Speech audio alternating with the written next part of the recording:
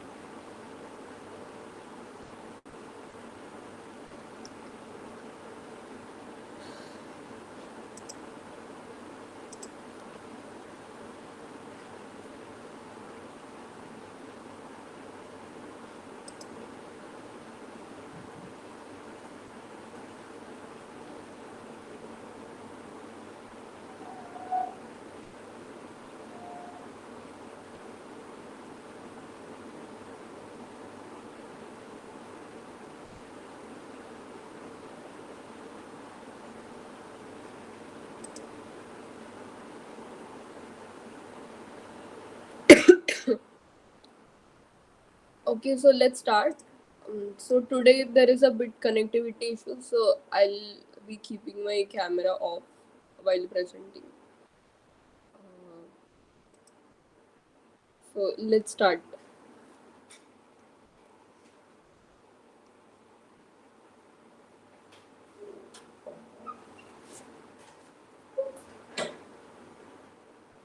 Does anyone want to say anything?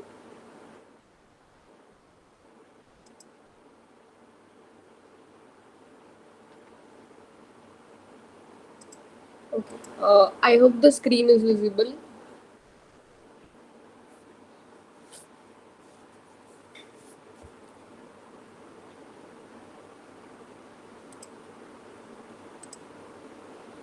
Okay. So in the last week we covered uh, until thermal remote sensing, and even though microwave remote sensing was there for last week itself, we could not cover it due to the time constraint. So today first we will start with a little introduction to microwave remote sensing, and then we'll look into hyperspectral remote sensing, which was covered in this week.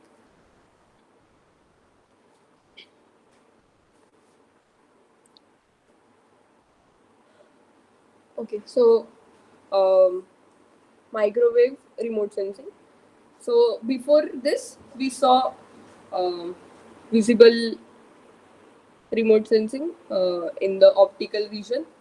Then we saw uh, right.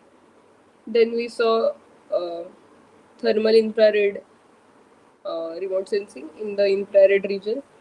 So for visible, it was zero point 0.4 to zero point 0.7 micrometers. For thermal infrared, we saw the window was 3 to 14 micrometers. Now for microwave, the wavelength range in which this microwave remote sensing is, I mean, the wavelength range for microwave is 1 millimeter to 1 meter. So it is not called microwave. I mean, there is a misconception that it is called microwave because the wavelength is in the units of microwave, but no, it is called microwave because um, it is tinier as compared to the radio wave. So, in comparison with the radio waves, the wavelength is smaller. So, that's why these wavelengths are called microwave. So, if we look at this figure here on the right, we see that this wavelength range of microwave is 1 millimeter to 1 meter. So we see that when we are moving towards left from visible infrared microwaves, so now we are moving towards the longer and longer wavelengths. So here the wavelengths in this region, they are much longer as compared to the visible and infrared wavelengths. So because these wavelengths are longer, they can so the longer wavelengths, they can penetrate clouds, fog, and other possible ash or powder coverage due to their long wavelengths. Also, another advantage of this microwave range is that it is not susceptible to atmospheric scattering because the wavelengths are so high, so long. If uh, these are small particles which cause scattering in the shorter wavelengths, here these larger wavelengths can simply pass over the particles causing the scattering without getting affected by it. If the wavelengths are smaller or comparable to the particle size, then there will be more scattering. But since here the wavelengths are large enough, there would be no atmospheric scattering for the microwaves. Right. Also, they provide unique information on some aspect that cannot be visible by that cannot be observed by visible and infrared sensors. So we saw in visible, um, the energy that we were recording, it was reflected energy. In thermal, we saw that the recorded energy was emitted energy, and in microwave, we get the backscattered energy. So this backscattered energy is measured. So I'll give an example of this. So in optical range, when we are looking at when we are doing optical remote sensing of the vegetation, then the values that we are recording, they will be proportional to the amount of chlorophyll present in that leaf. So it would be dependent on the uh, property, I mean composition of that leaf. But here in microwave remote sensing, if we are looking at the vegetation, then the signal that is scattered back, it depends on the size, shape, and these such characteristics of the leaf. So this depends. This gives us different information than what we were getting in the optical region. So yeah, these are a couple of advantages of microwave remote sensing, and for all the remote sensing ranges, for all the previous ranges like visible and infrared, we saw that the presence of atmospheric windows was there, and atmospheric windows played an important role because they would decide whether the radiation would pass through the atmosphere without being absorbed. So here we know that for visible range, there is an atmospheric window over here. So the y-axis represents atmospheric opacity. So if the line is, if it's 100%, then it there would be no transmission, and if it's 0%, then there would be 100% transmission. So the atmospheric window in visible and in thermal, they are clearly seen here. We know that the wavelength range of microwave is 1 millimeter to 1 meter. So it would be around from here to here, right? So in order to be able to use in remote sensing, we can only use this or a little. Okay. So this would be the most important region because it falls within the atmospheric window.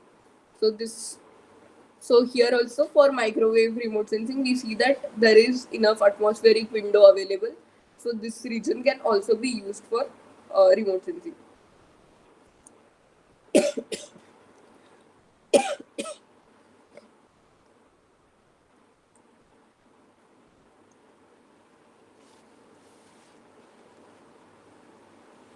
Right. Now, like any other type of remote sensing, microwave is also can also be classified into active and passive remote sensing. So in passive remote sensing, it is this figure on the left. So here we know that sun is the source of incident radiation, and then the passive sensor will only record the wavelengths which are getting emitted from the surface in the microwave region. And in active sensor, we see that uh, there is a uh, there is a sensor which is generating the pulse within itself, and then the return pulse is also being detected by the same satellite. So in active remote sensing, we have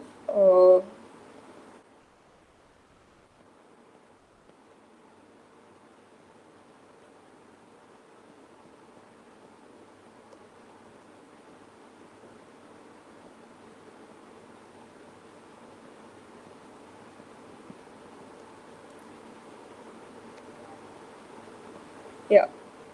So here uh, we are measuring the backscattered signal. So this depends on target properties,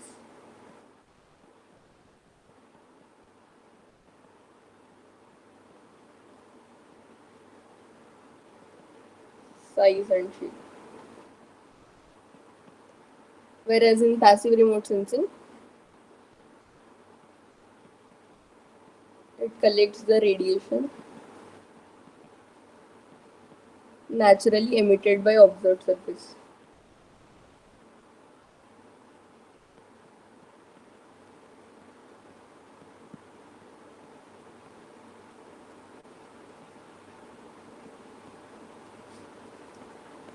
And here the recorded signal, it depends on the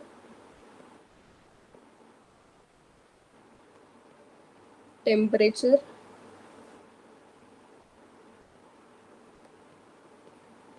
and moisture properties of the object.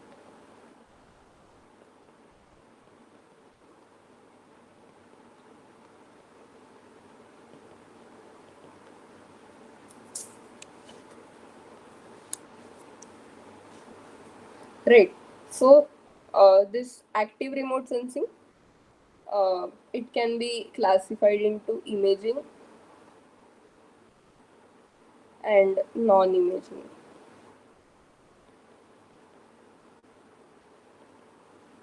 So we'll look at these into details in the further slide.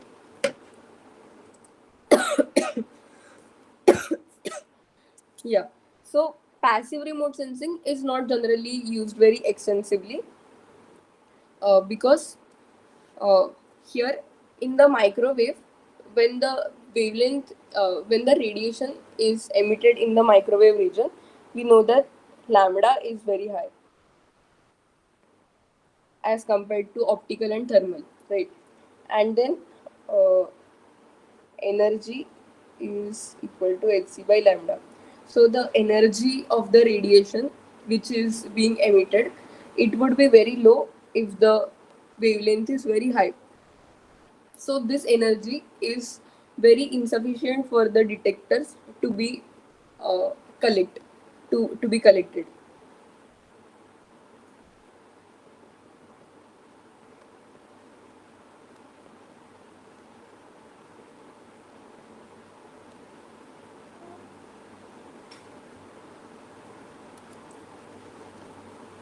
So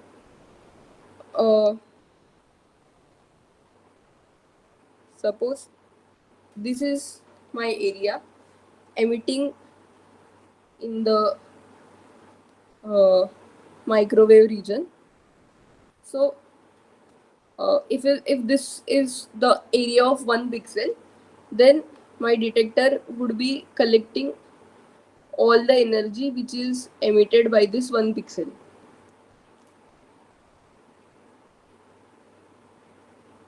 right? But if this energy is not enough, then the resolution would have to be decreased. So if this energy is less, the energy which is being emitted is less, then uh, we need to increase the area from where we are collecting the radiation. So more the area, more would be the total amount of energy emitted, right? So now this energy might be sufficient for the detectors to um, sense the emitted radiation. So that is why in passive remote sensing there is generally low resolution. So because of all these disadvantages, passive remote sensing is not very extensively used. So we will be focusing more on active remote sensing only and its different components.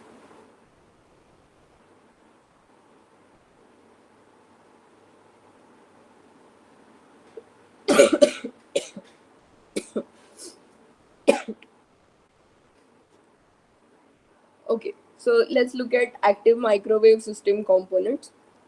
So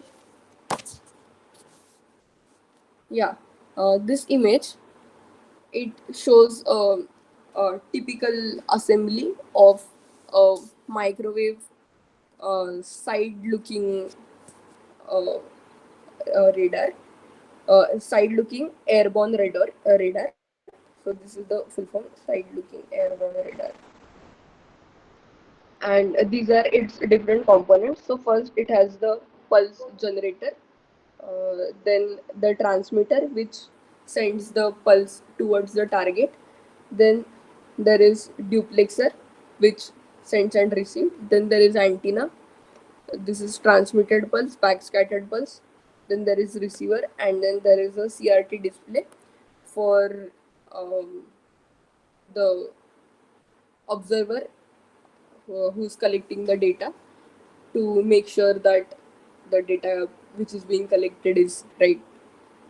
So this is a typical assembly. We will look at a more detailed picture.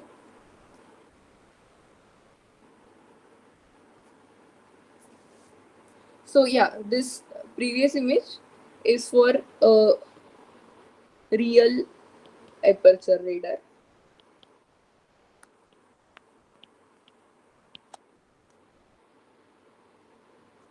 So in real aperture, the antenna is actually there, and in synthetic aperture, which we'll look at later.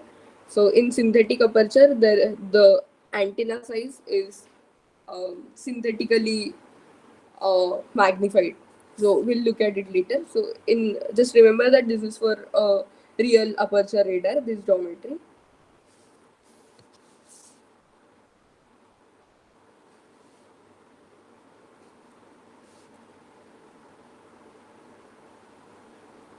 Okay. So these are the.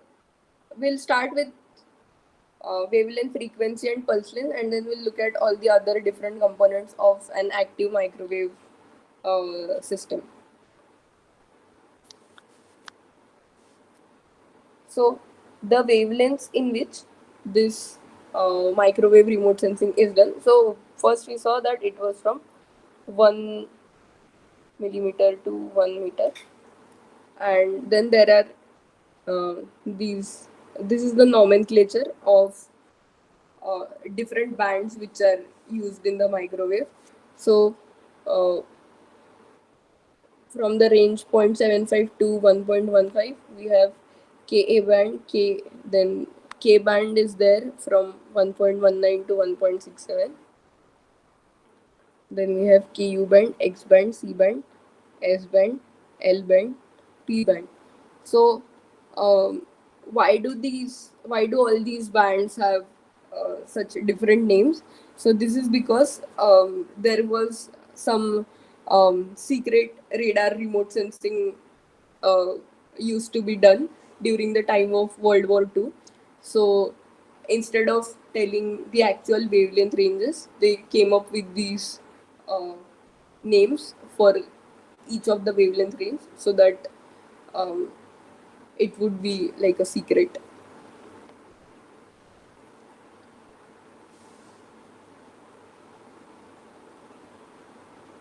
Right.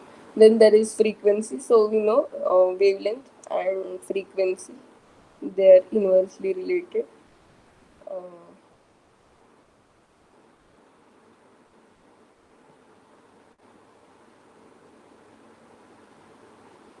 and then there is pulse length. So pulse length is the duration of each pulse. So in an active microwave remote sensing system, we just saw that there is a transmitter, then there is an antenna, and then there is a receiver. So this transmitter, it sends pulses of microwave energy towards the target on the ground. So these pulses, so each pulse would have a specific wavelength. So these wavelengths would be from some of these intervals, and then uh, there would be a certain duration. So depending on that, uh, there the pulse length would be determined. So pulse length would be uh,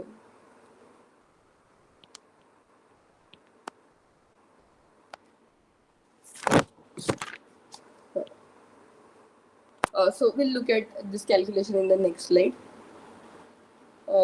So yeah, and this figure here, it depicts the positions of Ka, Ku, X, C, S, L, and P bands.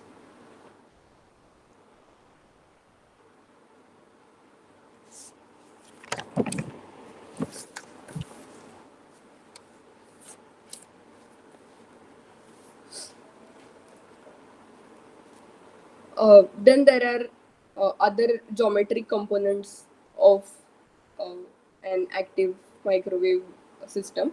So this is an airborne platform, and with respect to this, we will look at different geometries on the so the relations between the transmitter and various points on the ground which are being sensed. So azimuth direction, this is the uh, direction of the straight line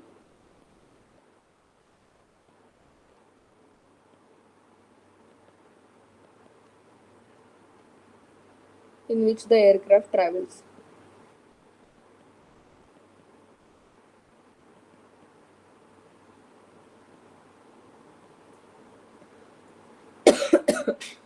Right, so this is the azimuth direction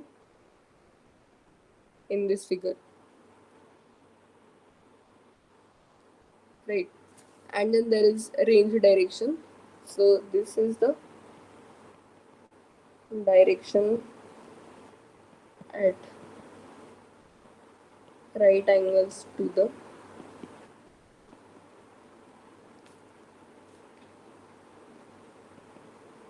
direction aircraft is traveling in.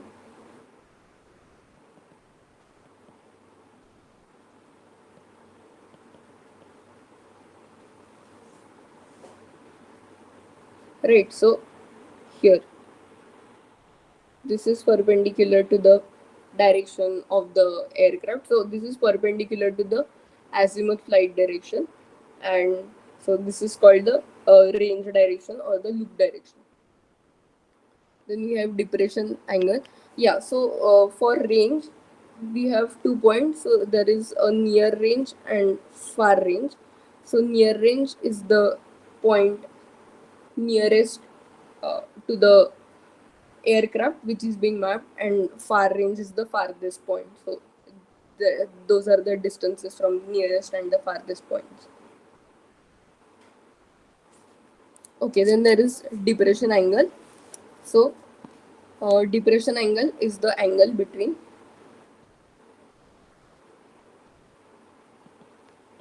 the horizontal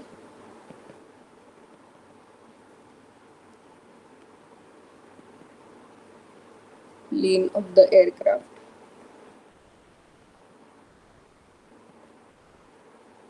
and direction of the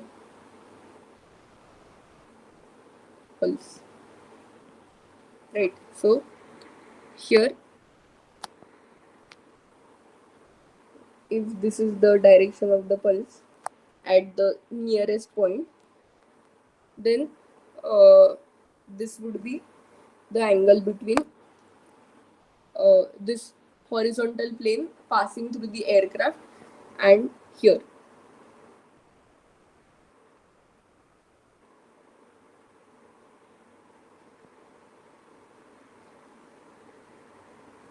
Yeah, so this would be the horizontal plane.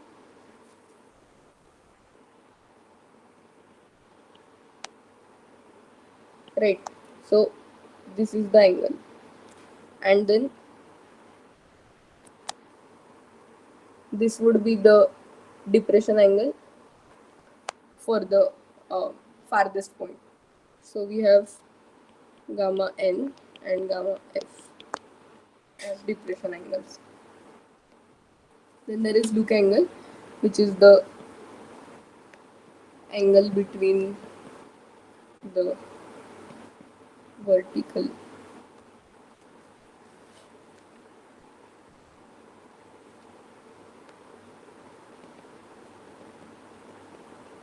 line to the ground and the direction of pulse. So it would be the angle between this and these lines. So these two angles would be the look angle. So if we pick any other point between the near range and far range, then the depression angles and look angles would change accordingly. And incident angle is the angle between radar pulse, I mean direction of the radar pulse,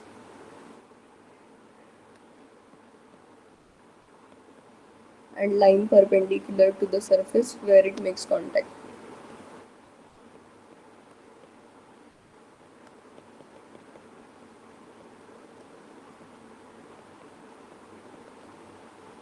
So here, for this point, this would be the incident angle, and for this point, this would be the incident angle. If there is a point in between, then this would be the incident angle.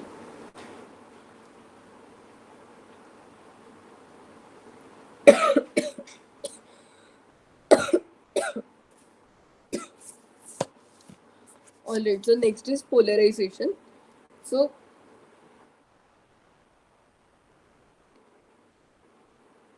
in polarization, the wave is made to so only the wave is made to travel in only one plane. So um, here in the first image, so there can be horizontal polarization or vertical polarization, in which the electrical component of the wave vibrates in either horizontal or the vertical direction. So this polarization would be there for both the transmitted wave and the received signal. So transmitted signal and received signal.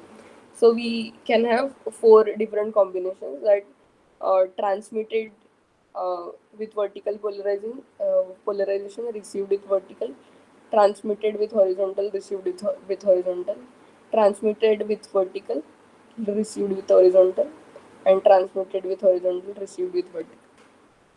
So there can be these four combinations, out of which two are shown here. So here you have VV. So this is the radar antenna transmitting vertically polarized energy, vertical send, and then again while receiving we put a vertical filter so that the wave would be polarized again in the vertical plane itself.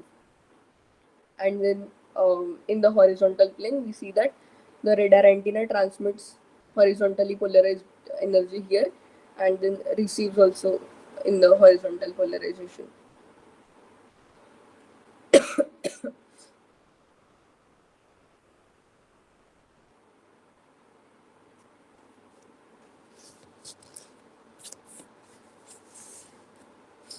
Okay, so when an image is generated using radar, using the active microwave remote sensing, so radar is the most common example of active microwave remote sensing. So we'll look at um, we'll talk about the radar imagery only. So when a radar imagery is generated, uh, so first it is an uncorrected radar imagery,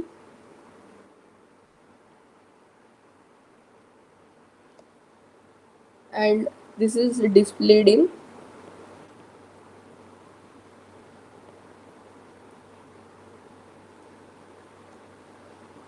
the slant range geometry.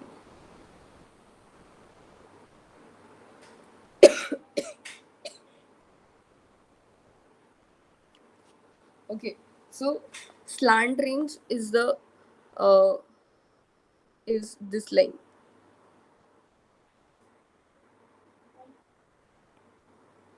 All right, so this is the point connecting.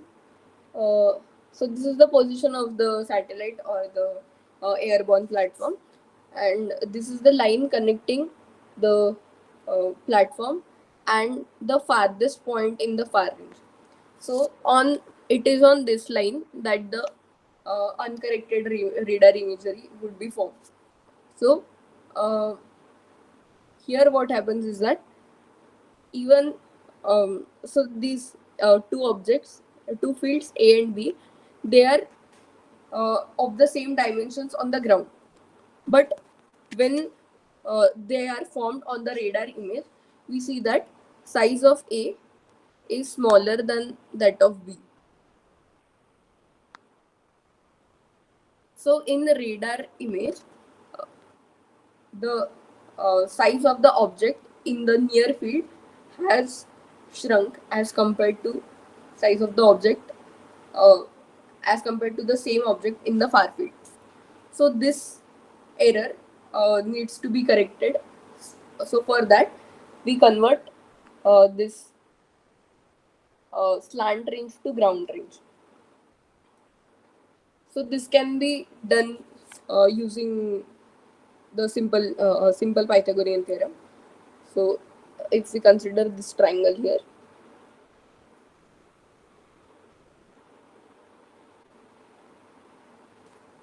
right here we have SRD square is equal to h square plus GRD square. So ground range distance would be the distance from the nadir point of that aircraft. So it would be the perpendicular from the aircraft to the ground. So distance from that point to each subsequent point. Right, so this would be GRD for point 1, this would be GRD for point 2, and so on. So GRD can be given by this formula from here, or we can use depression angles if this information is not available. So depression angles can also be used. So like in this figure,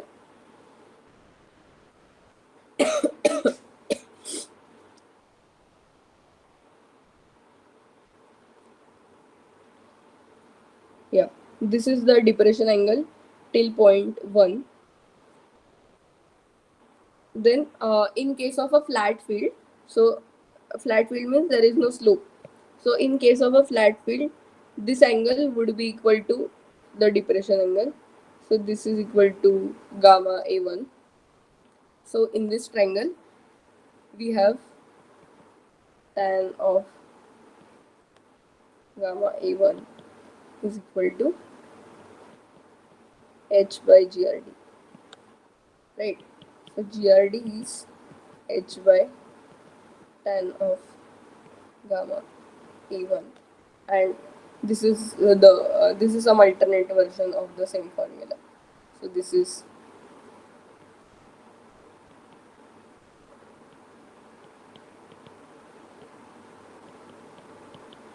and then um, this is expressed as,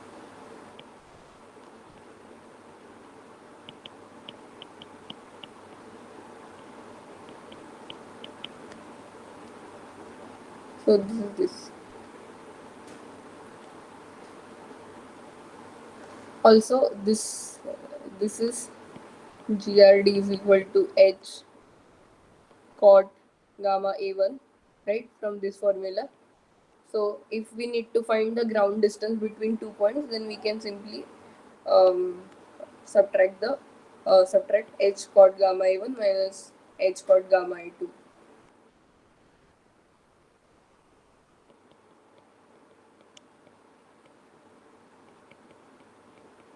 This would be the ground distance between these 2 points.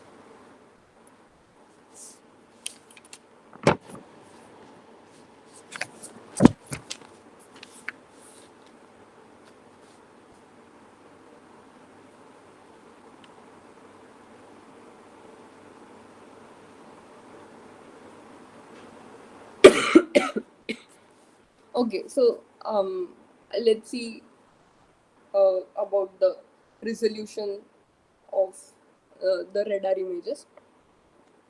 So from the previous figure, we know that our aircraft is flying in one particular direction, and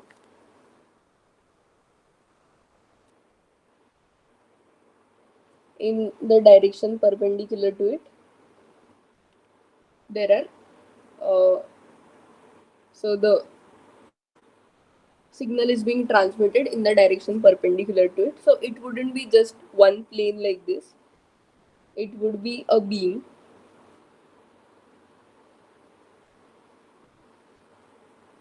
right? It would be a wide beam. So when so in optical remote sensing, uh, the resolution part was a little simpler. So the images which are generated, they would be having square dimensions only mostly. So here, when we talk about resolution, we have to think about resolution in the azimuth direction and resolution in the range direction.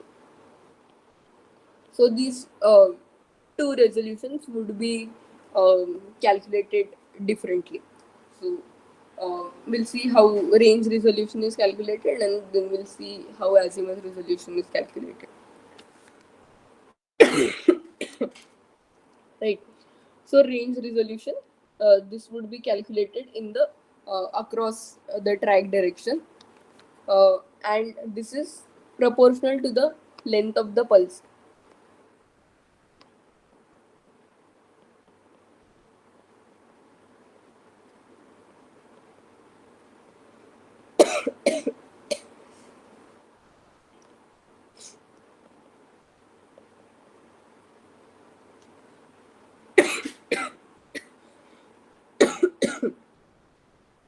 Yeah. So as we saw before, pulse length,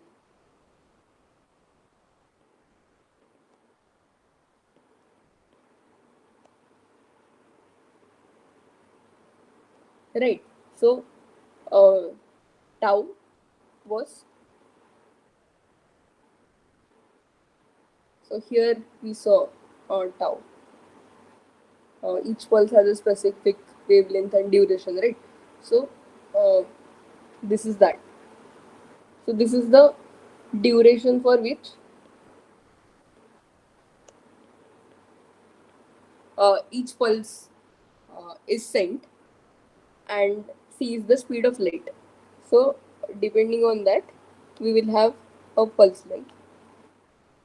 And because slant range is calculated on this line, right? This line. So here, when the pulse hits the target, it also goes back in the same direction, and then it is sensed by the receiver. So the pulse travels twice the distance, right?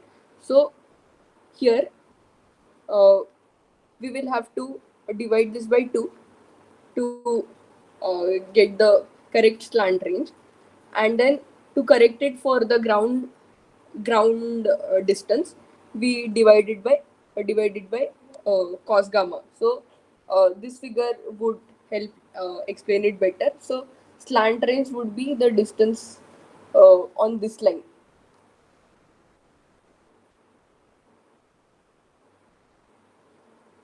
right? So distance between points A and B on the slant range would be ds, and then on the ground it would be dg.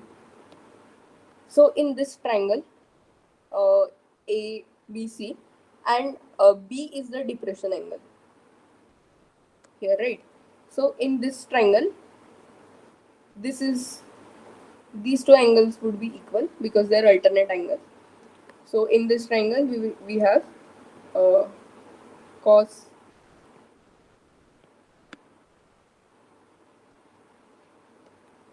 theta is equal to ds by dg, right? So for dg, we have to divide the slant uh, range by cos beta. So cos of the depression angle. So that is why there is this cos term to convert this to the ground distance.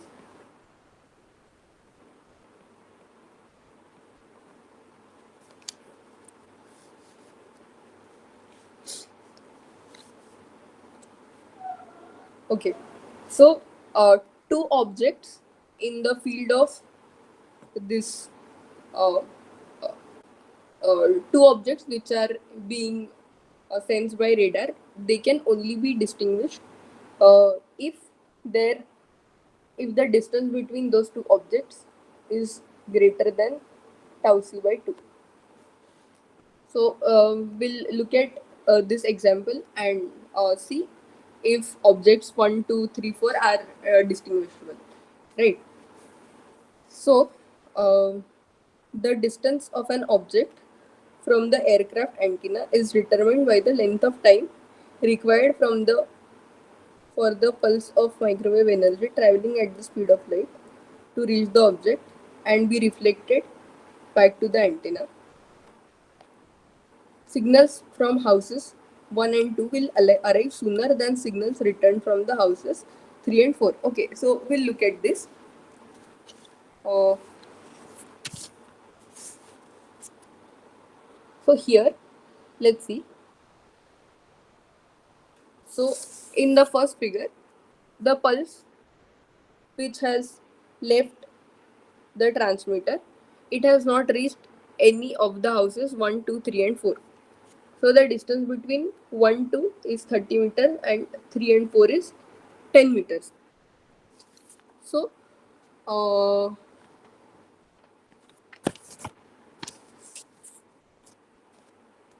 here uh, this pulse of microwave energy has a pulse length of 10 to the power minus 7 seconds, right? So tau c by 2 would be 10 to the power minus 7 into 3 into 10 to the power 8 divided by 2. So this would be 15 meters. So if the objects are at least 15 meters far, then only they can be distinguished. So 1 and 2 will be distinguished, but 3 and 4 will not be distinguished. So we'll see how. So here first the pulse has not reached any of the targets 1, 2, 3 or 4, right? Then at time n plus 1, this pulse reaches target 1 and now it's starting to reflect back. Then at time 2, it reaches target 2, 3 and 4. So from 2 also the pulse is going back, but from 3 and 4, when the pulse is back scattered, because the distance between the two of them is very small, it interacts. So uh, it cannot receive two different, the receiver cannot receive two different pulses from the objects 3 and 4, and it will receive only one pulse. So these objects cannot be distinguished by the radar signal. So houses 1 and 2 will be resolved as distinct objects, and houses 3 and 4, which are separated by less than half the radar pulse length, will be perceived by antenna as one broad object. Now, here we saw range resolution in this direction. Now we'll see the azimuth resolution. So azimuth resolution would be in the direction of the travel of the aircraft.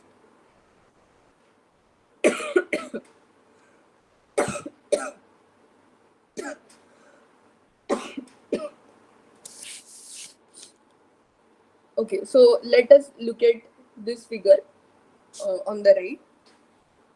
So this is the azimuth flight direction, right? So the plane is flying in this direction, and this is the range direction. Okay, and here you have, this is near range and this is far range, and distance from the near range, so slant distance from the near range is 20 kilometer, and in the far range it's 40 kilometer. Before, when we were looking at range resolution, we were looking at objects perpendicular to the direction of azimuth, right? Perpendicular to the flight direction. So we were looking if we will be able to resolve them. Now here in this figure, these are the objects which are separated along the flight direction. So here we will see if we are able to separate these objects along the flight direction. So here they have given, okay, so this is the formula.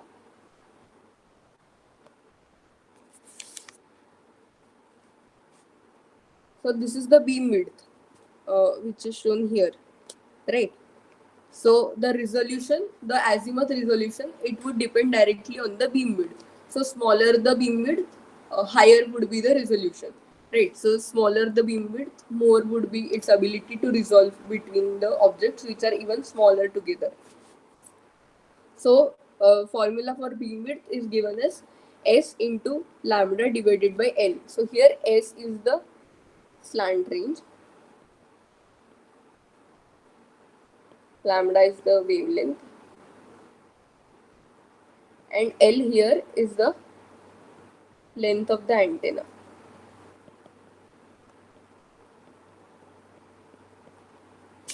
Alright, so this beam width is inverse, so this resolution is inversely proportional to the length of the antenna.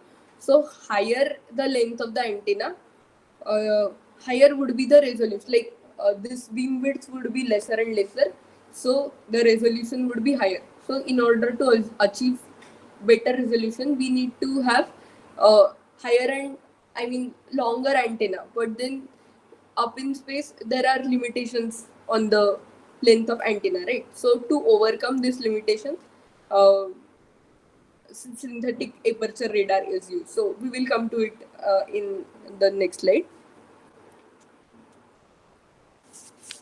Okay, so here we will see if tanks 1 and 2 and 3 and 4, they can be separated. So here you have two different depression angles for uh, far range and near range.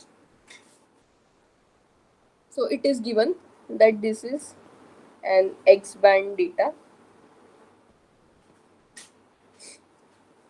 The wavelength is 3 centimeters.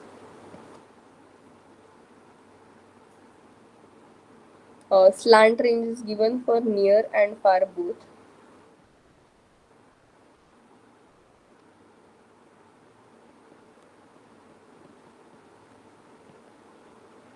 40 kilometers. So lambda is given, S is given, and L is also given. So length of the antenna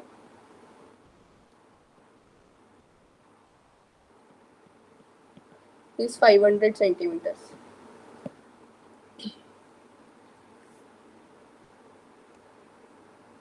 So using this, can you calculate the beam width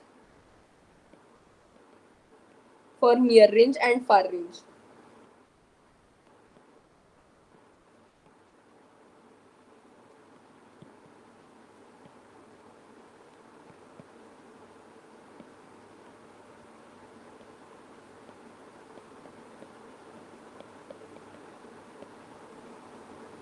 So I'll give you a couple of minutes. You can try solving this, and then based on this answer, we'll see if these two objects are will be resolved or not, and these two objects will be resolved or not.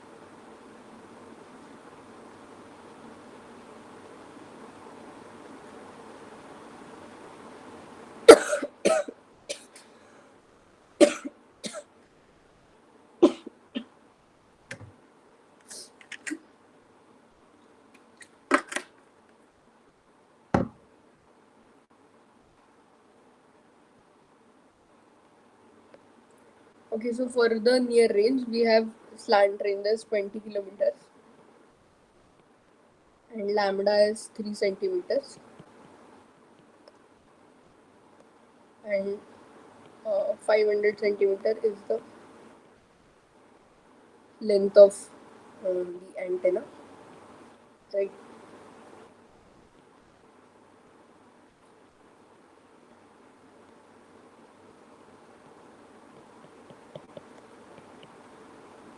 So this is 120 meters, and similarly this is 240 meters. So beam width in the near range is 120 meters, and in the far range it's 240 meters. Okay, so uh, the actual distance between tanks 1 and 2 and 3 and 4 is 200 meters. So if the beam width is less than this actual distance, then the objects would be resolved, and if the beam width is greater than the distance between the objects, then they cannot be resolved. So for 1 and 2, this beam width is smaller than the distance between the two objects, hence tanks 1 and 2 are resolved. But here this is greater than 200 meters, right? So tanks 3 and 4 would not be resolved here.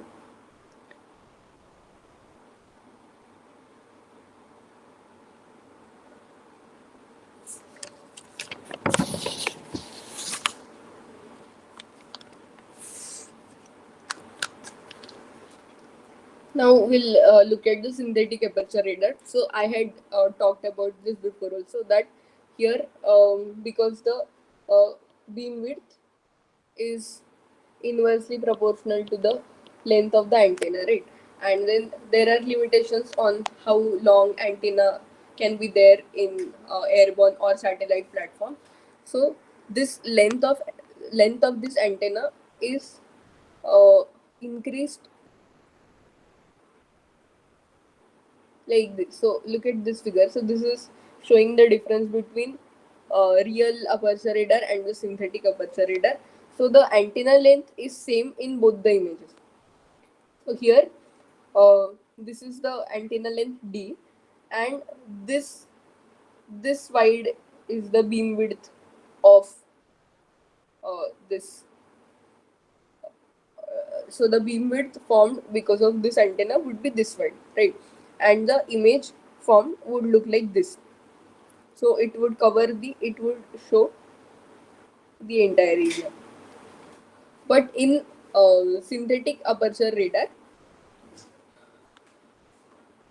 multiple images are taken for the same target.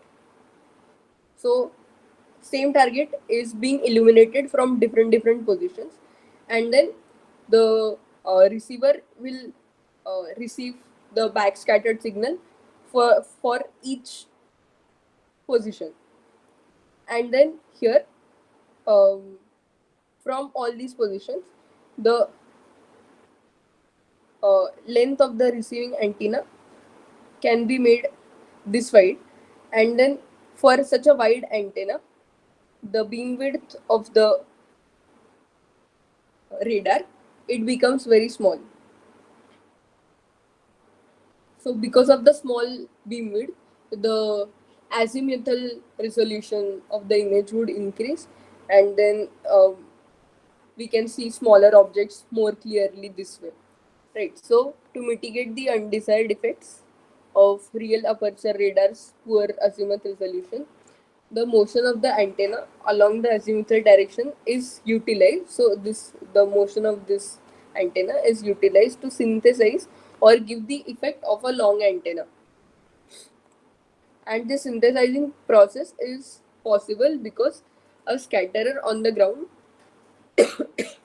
remains within the real aperture radar beam for many radar pulses. So this same target was in the radar beam for 1, 2, 3, 4, 5 pulses, right?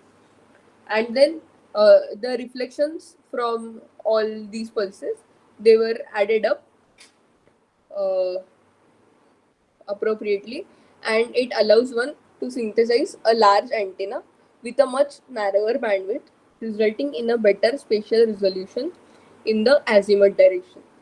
So yeah, so this along track resolution in the SAR, it's in SAR, it's equal to L by 2, and L here is the uh, length of the antenna, so the synthetic length.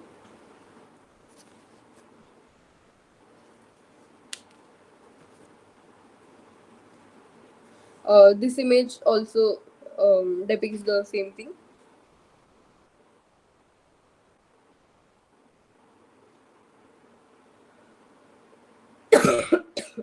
So these are few of the questions from previous year assignments. So I'll give you some time to attempt these. So there are 4 questions. So you can try these questions, and then we'll discuss.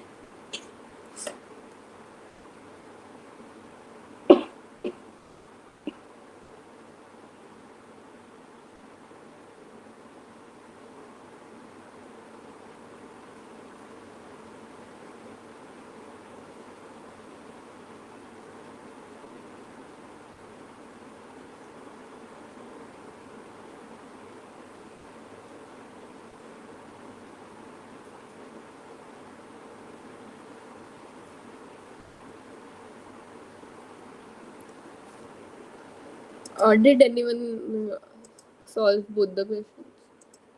You can type the answer in the chat box.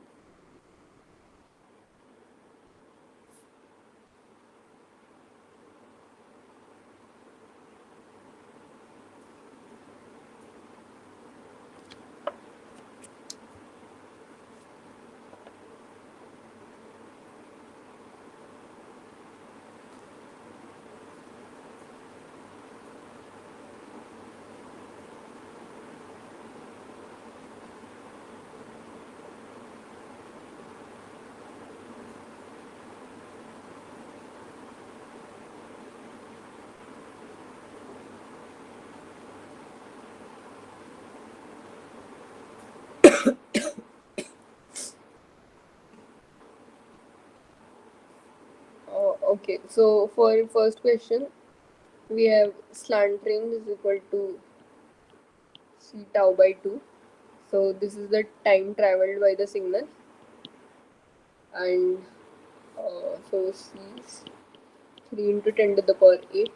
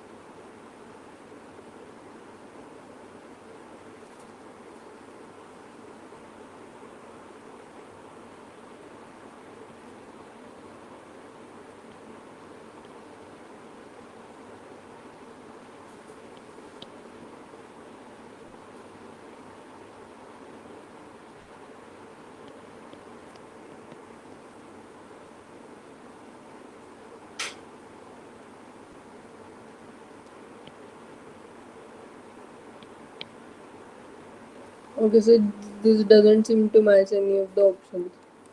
Mm.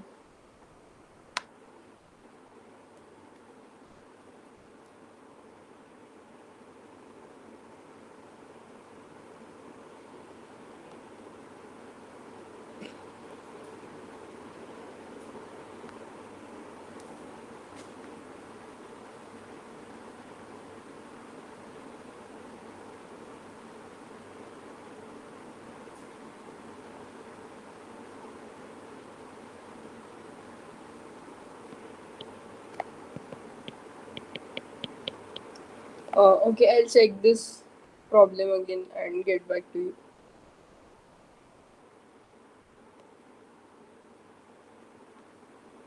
The second problem is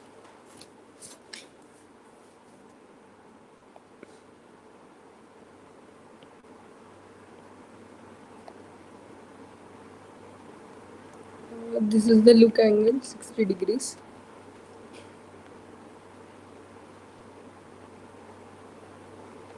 The range resolution is 50 meters, and we need to find the pulse length. So this would be the ground range resolution. So we know that uh,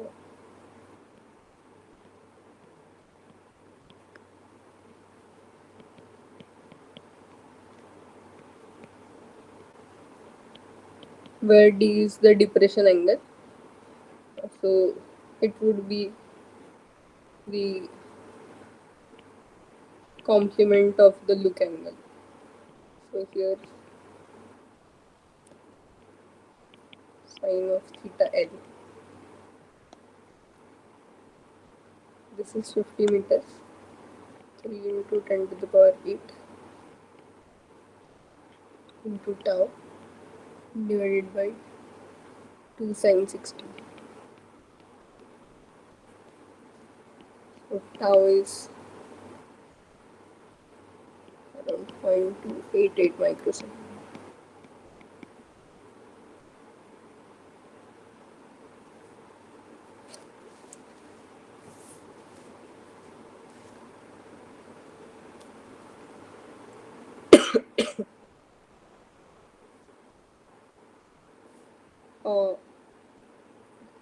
Uh, is anyone getting similar answers?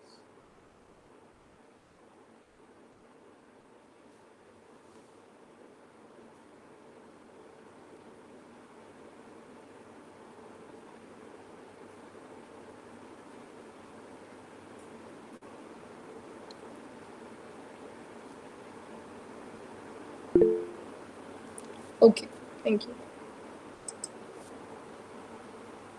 So first one also you are getting this, right?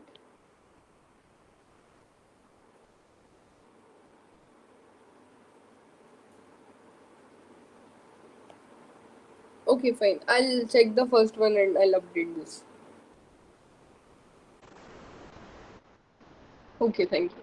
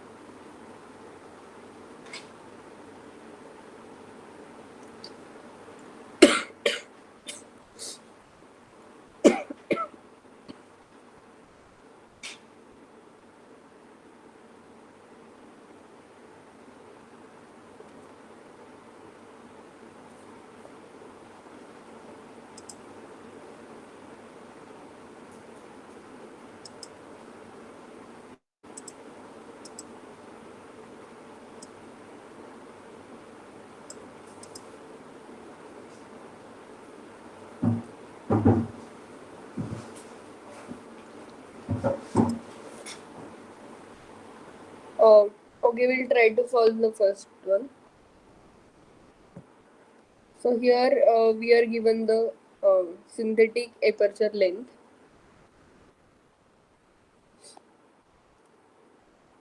So this was RA. So we saw that this was slant range into wavelength divided by antenna length. Right. So here wavelength is known, antenna length is known, but the slant range is not known. Instead, we are given the depression angle and the flying altitude. Right. So here this theta d is given, h is given. And this is slant range. Right. So this would be theta d, and then in this triangle, uh,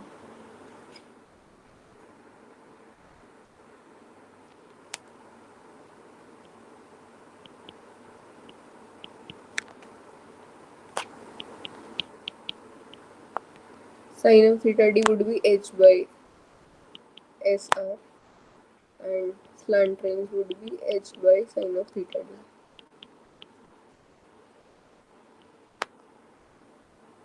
So we have uh, h by sin of theta d into wavelength by antenna length.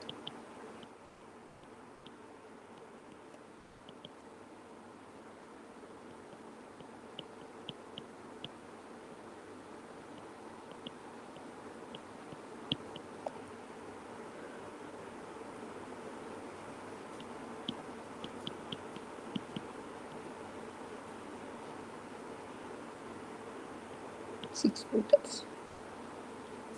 So this turns out to be 4537 meter.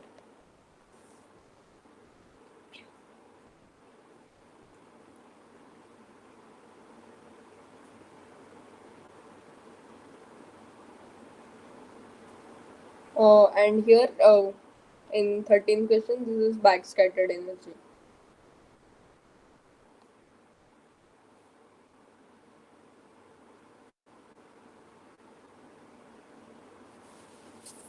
I hope both were clear. So now we'll start with the hyperspectral remote sensing. So hyperspectral remote sensing, uh, it's the science of acquiring digital imagery of Earth material in many narrow contiguous spectral bands. So contiguous means uh, yeah, contiguous means they come one after the other, but then they do not overlap. So this figure here, it shows the difference between the multispectral and hyperspectral images, right? So in multispectral we have different bands, which are different discrete bands, which span different wavelength ranges in the electromagnetic spectrum, right? So here these bands are not continuous, but then in hyperspectral we have large number of bands with a very small bandwidth, but then they occupy almost.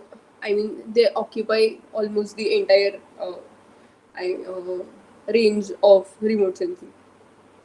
So here these are the all these are all the hyperspectral bands stacked one after the other, and here so because the bands would be there spanning very small wavelength ranges, there would be one value for each wavelength range, and then the reflectance curve would look like a continuous spectrum.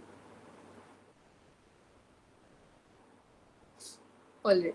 So here, the image on the right, it shows around. So this is images taken simultaneously, like 200 or more spectral bands, which are inherently registered. So here, each pixel, for each pixel, there would be hundreds of such bands, uh, spanning very small bandwidth, but then there would be hundreds of such bands. And then for each pixel, we can come up with uh, a reflectance curve like this. So each pixel has an associated continuous spectrum that can be used to identify the surface material. So when the surface materials are falling in each pixel, so if there is a same type of material falling in the entire pixel, then looking at the reflectance curve of that material, we can tell about its properties, or we can identify that material with this curve.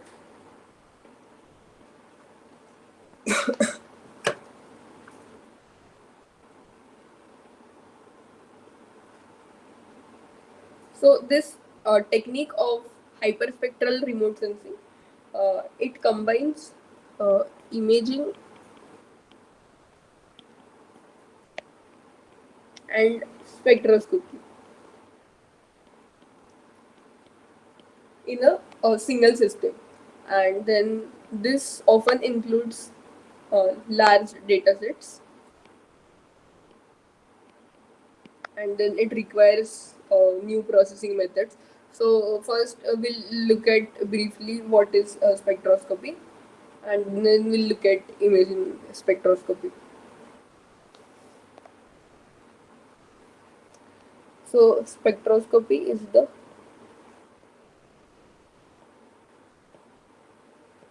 measurement of radiation intensity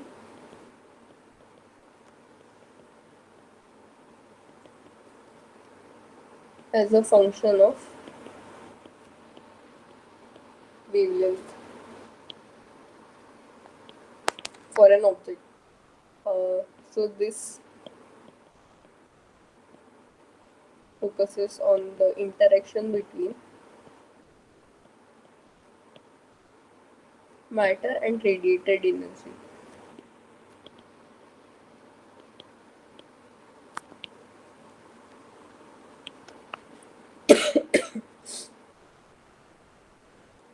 And this also includes the study of absorption and emission of light and um, other radiation by matter.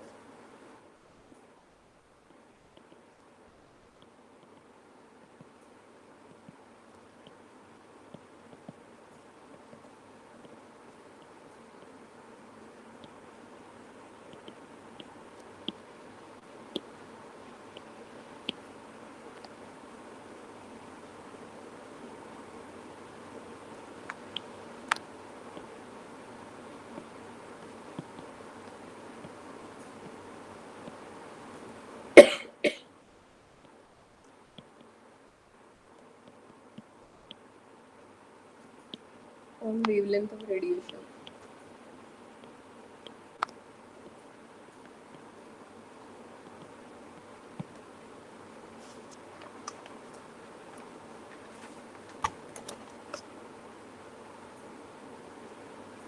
Okay, so in spectroscopy we have three main types.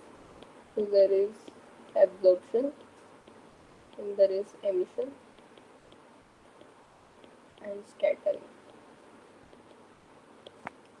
So the system for absorption spectroscopy is uh, very simple. So um,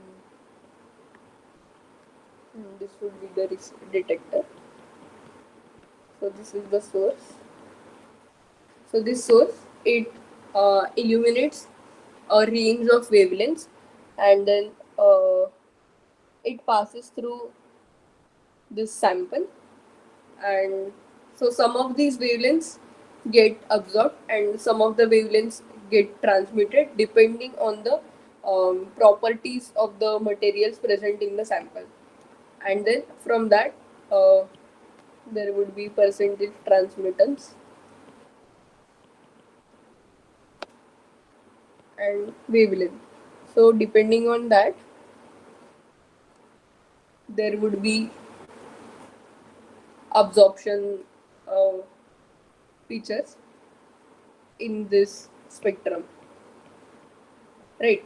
So depending on uh, what material is present in the solution, there would be these absorption bands. So based on this we can identify and characterize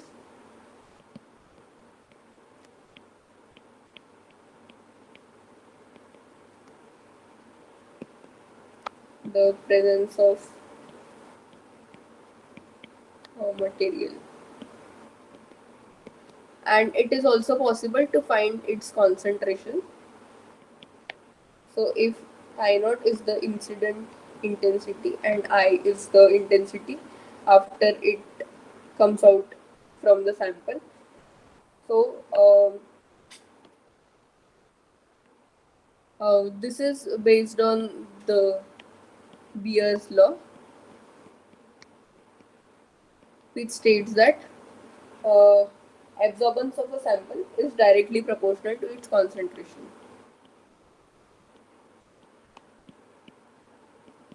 Right. So uh, A is absorbance, which is equal to negative log of I by I naught. It's equal to epsilon CL. This is a function of frequency. So this is the molar extinction coefficient.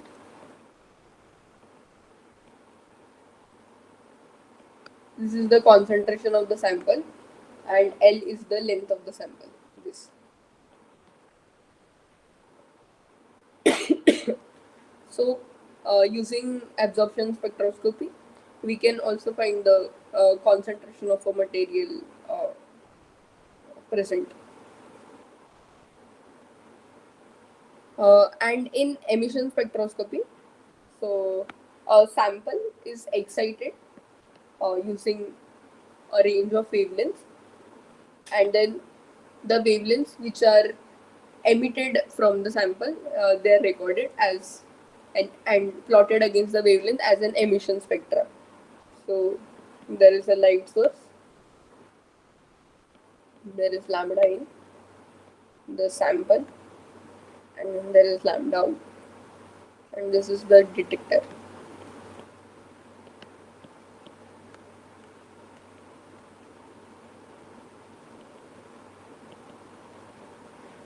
Or reflectance.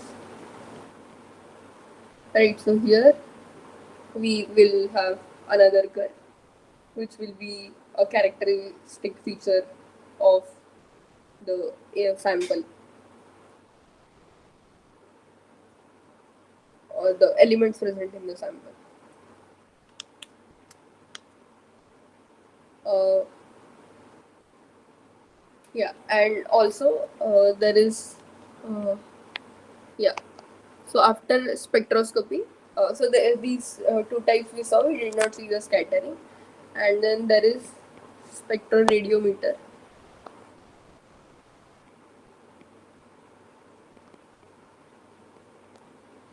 which is a device which acquires reflected or absorbed or emitted energies with respect to wavelength in a very narrow and contiguous bands.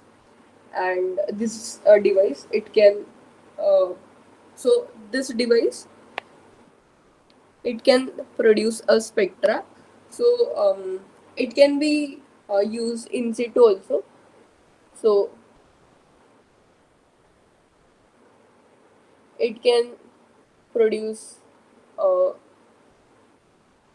spectra with respect to wavelength for a particular location, but then this cannot produce an image.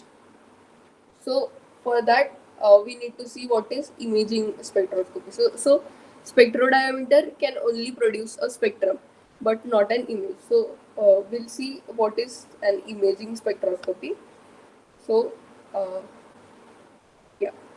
So here we see that uh, these are the multiple hyperspectral bands, and we are looking at each different pixel in this image. So we are looking at 4 different pixels in this image.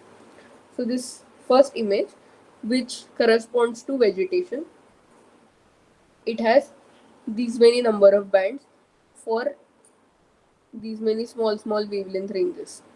All right, and uh, using this band, this spectral curve can be generated for the vegetation.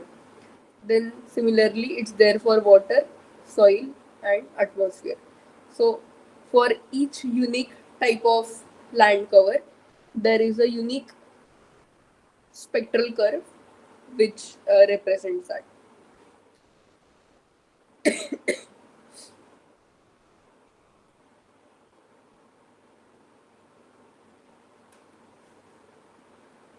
Right. So we were looking at the absorption spectra, right?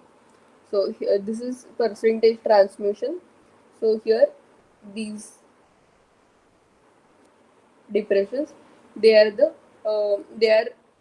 due to absorption at those wavelengths.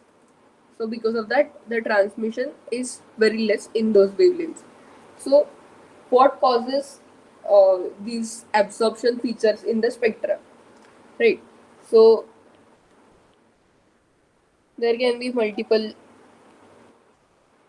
factors. So either these features are due to electronic processes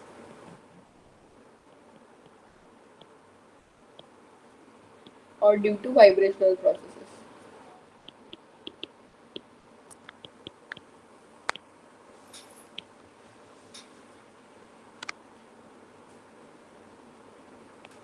So electronic processes generally occur at shorter wavelength,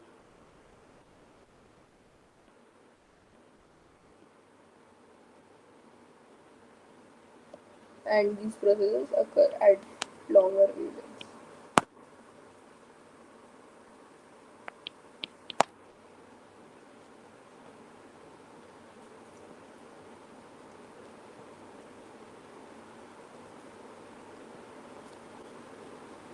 So electronic processes can be of these many different types. So it can be due to crystal field effect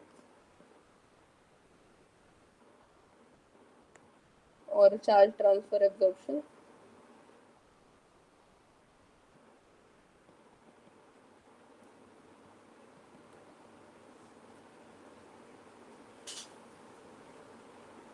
or conduction bands,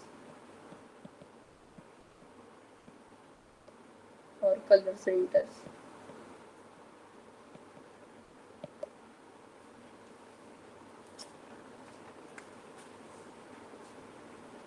So in electronic processes, isolated atoms or ions, they absorb photons and then they get excited, and then they go to higher energy states, and there during the process they heat up and they release a photon and come back to their original state. So this photon would not be of the same wavelength that it got excited from. It would be a larger wavelength. So some of the energy would be lost in the heating process. So uh, these are the different types. So in crystal field effects, the absorption occurs due to the um, unfilled electron shells. There is this splitting of uh, these orbitals due to the crystal field effect, and um, due to unfilled electron shells in the transitional elements, this crystal field effects arise. Then there is charge transfer absorption, in which an electron moves between the ions or ligands due to absorption. In conduction bands, electron moves from valence band to the conduction band when it absorbs energy. And in color centers, and these effects arise due to the lattice effects. And then we have vibrational processes where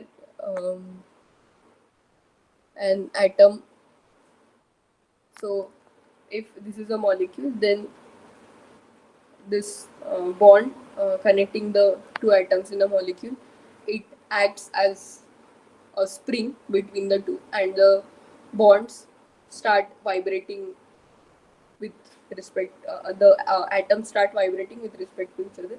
So as um, more and as the number of atoms increase, there are more modes of vibration.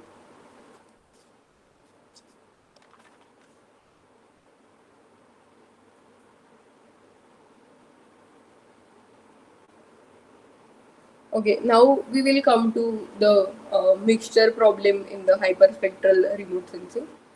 So, uh, in the mixture problem, what happens is that uh, so if the pixel size of an image is say 30 meters by 30 meters,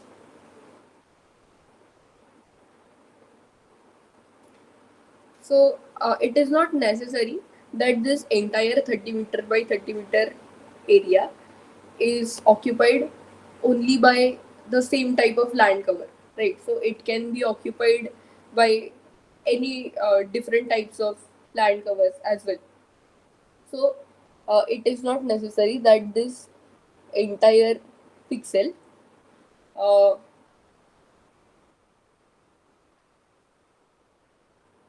would have the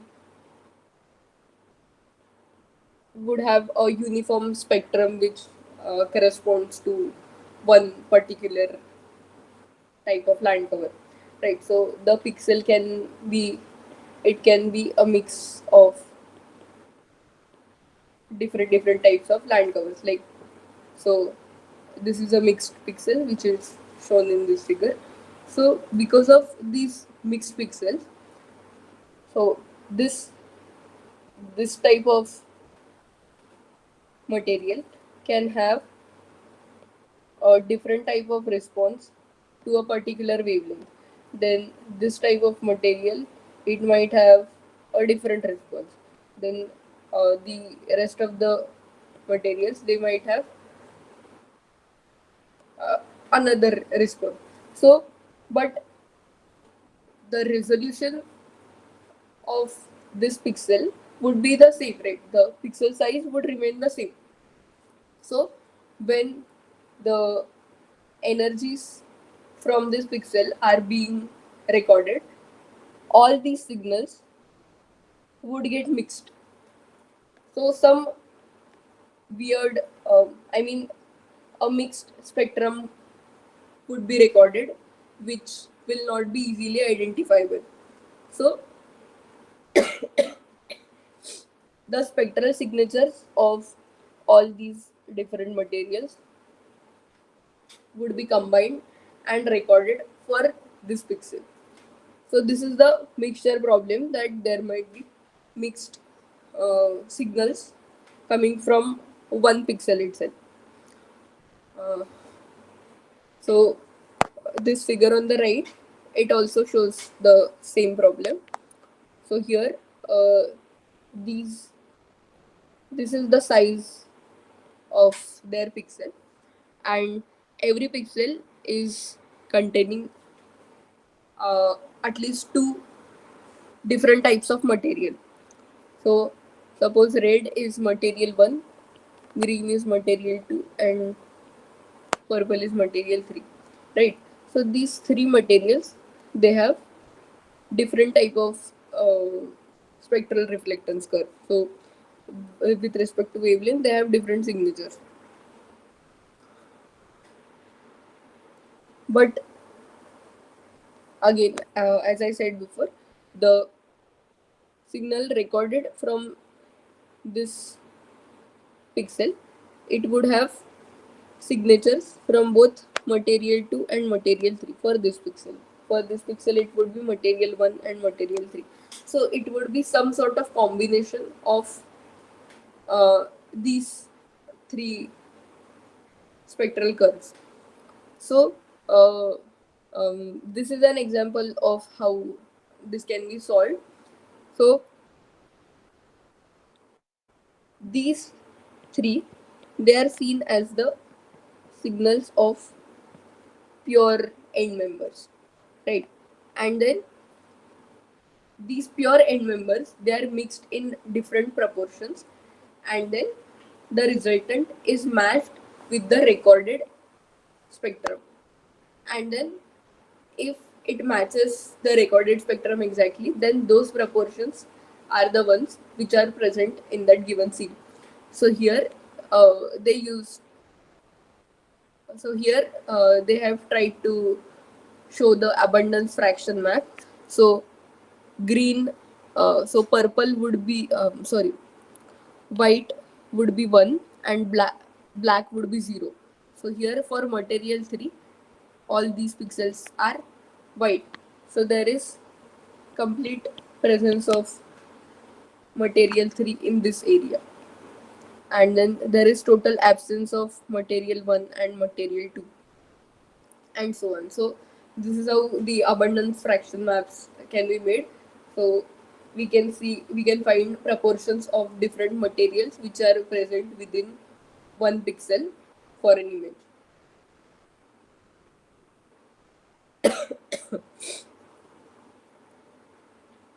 Yeah, right. So this is the same thing that I was talking about. So this is the principle of linear spectral mixture analysis. So here, this is for material A, this is for material B, this is for material C, and these are their uh, different spectral responses, and this is the resultant response. So their proportions, based on their proportions, this recorded response would be different. So this is the reference from where I have taken this figure. So this is called this method is called spectral mixture analysis. So this spectral mixture analysis, it helps to determine the proportion of different features of known materials or objects. Um Yeah, and there is something called spectral library. So this spectral library, it contains the spectral signature data of um all the minerals or uh, the pure materials. So if you want spectral signature of pure vegetation or pure soil or pure water, then it would be available in the spectral library, and then using those signatures I can use that for my scene to find the proportion of vegetation, soil or water present in the particular pixel. If this or there is one more option other than using this pure spectra from the spectral library, is that, so suppose in my scene these are multiple these are my pixels, so this has some mixed proportions of different land cover, so vegetation, soil, water, this has some different proportion. But if there is a pixel which contains almost which is almost entirely only one land cover, so suppose this is only vegetation, this is only water, this is only soil, then the spectra of these pixels can also be used instead of the pure spectra. But then this method has some limitations which are mentioned in the lecture.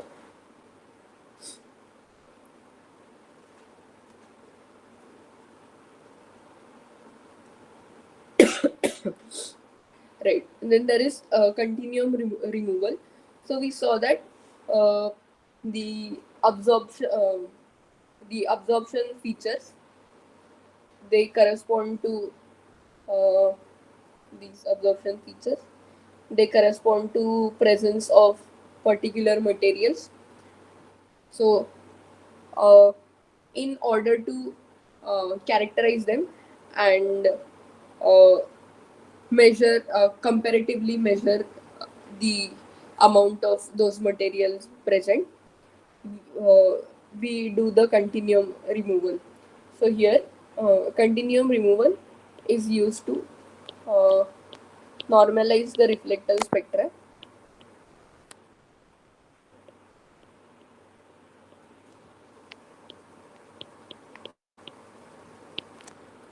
so that individual absorption features can be compared to some common baseline.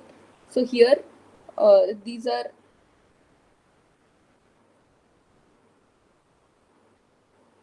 yeah, these are the points. So a hull is created as if fitting a rubber band over the spectrum, and then these points are brought to 100% reflectance, right? So this point is brought here, here, like that. So this whole spectrum is normalized so that now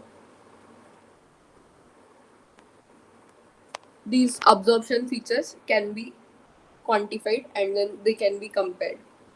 So this is the uh, normalized reflectance spectra. So this hull is set to 100% and the original spectrum is subtracted.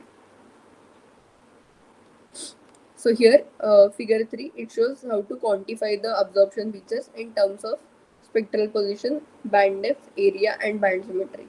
So this is an absorption feature. This is distance to the distance from the baseline to the depression. This is called as the depth. Then there is area left and area right.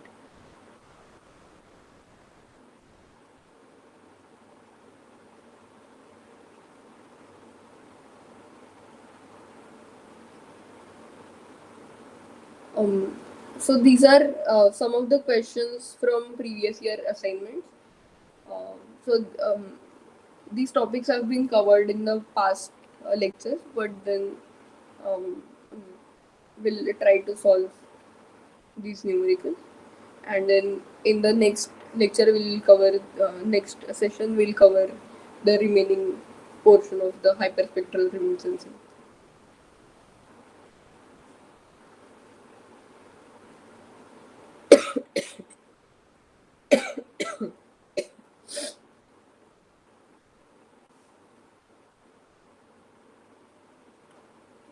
So here 1 is to 25,000 is the scale of this topographic map, and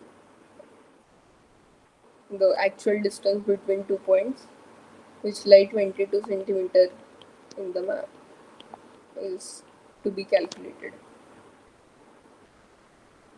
So 1 centimeter in the map is 25,000 centimeter on the ground. So it would be 22 cross 25,000. So it's 5.5 kilometers.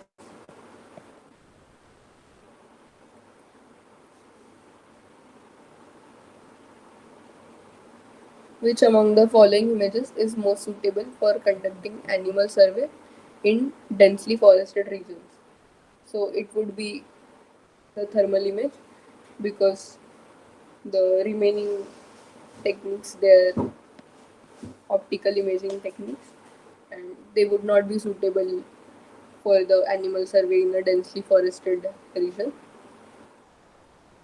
But then using thermal remote sensing, we can do this.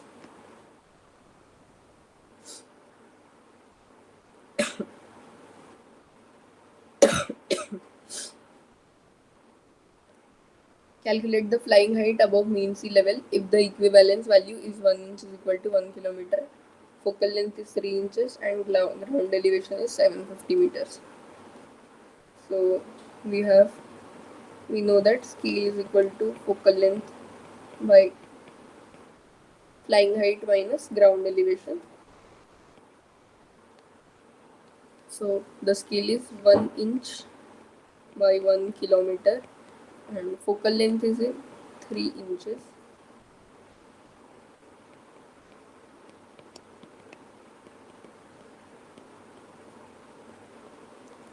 Right. So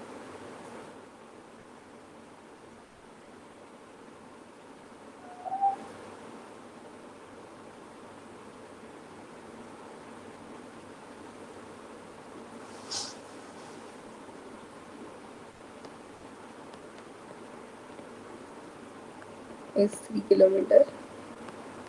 This is 750 meters, so h would be 3750 meters.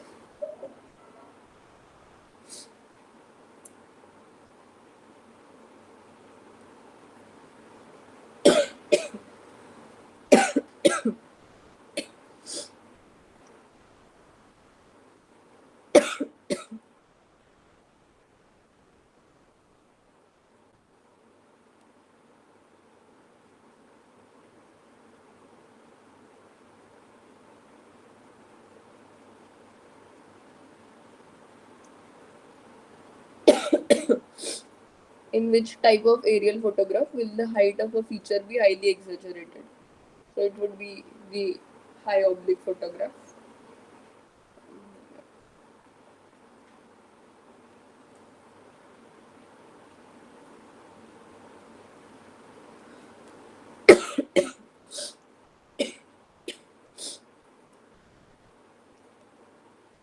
And this is the last question for today.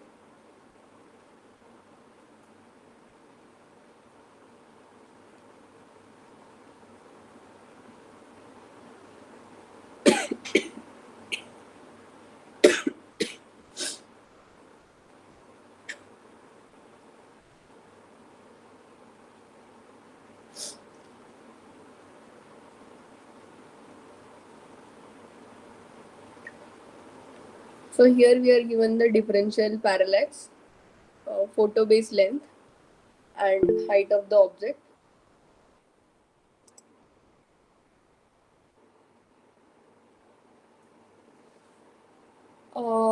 I have uploaded the previous video. This is the sixth lecture.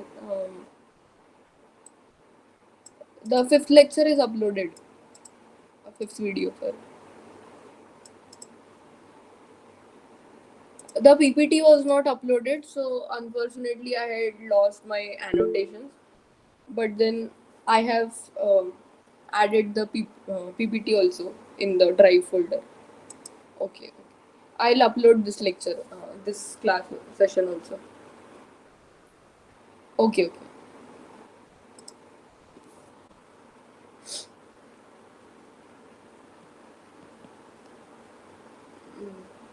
So this is pretty straightforward. So this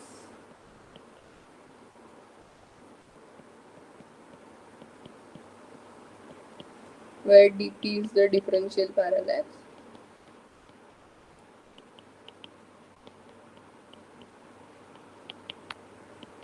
P is the photobase length.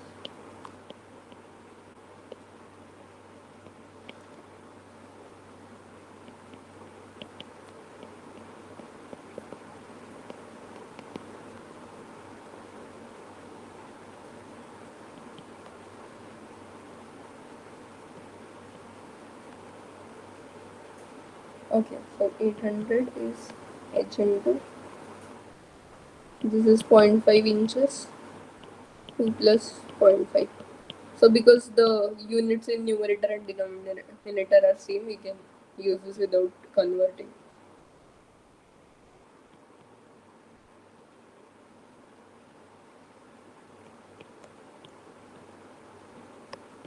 So h is 4000 feet.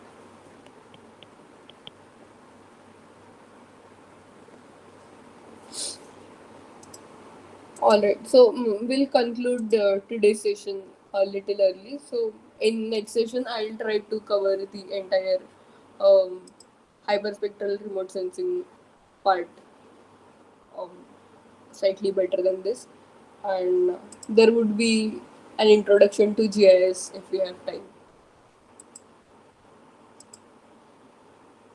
So thank you so much, everyone, for joining and bearing with me today.